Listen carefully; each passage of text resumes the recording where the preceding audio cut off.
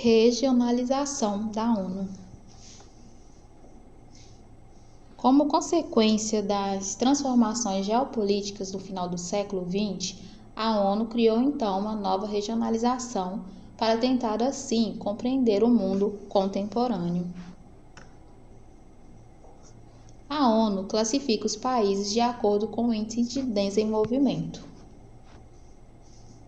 em 4 categorias.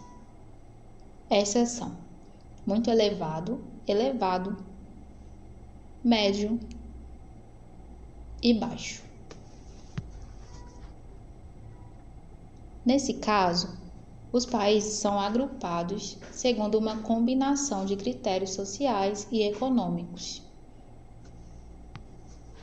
Porém, não formam regiões contínuas, porque em cada grupo há países de diversos continentes. A ONU reconhece que não é simples classificar os países e criar uma regionalização com base no grau de desenvolvimento. Segundo essa organização, as designações desenvolvido, em transição e em desenvolvimento foram adotadas por conveniência estatística e não necessariamente expressam julgamento sobre o estágio alcançado por um país em particular no processo de desenvolvimento. Observe a imagem. Apesar disso, essa regionalização é bastante utilizada. Países desenvolvidos são aqueles países conforme mostra a imagem. Países que estão em desenvolvimento. Esses países foram colônias e a maioria ficou independente só após a Segunda Guerra Mundial, como é o caso praticamente de todos os países africanos.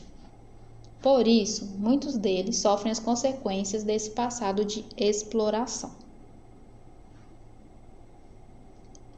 Em geral, o grau de industrialização e modernização de suas economias ainda é baixo, e a infraestrutura apresenta muitas deficiências, o que impacta no nível de competitividade no mercado internacional. Como podemos observar, os países em desenvolvimento, que se destacam pelo rápido crescimento econômico, avanço de industrialização, crescimento do mercado interno e pela capacidade de atração de investimentos estrangeiros, se reflete na redução da pobreza e na elevação do IDH, e são chamados de economias emergentes.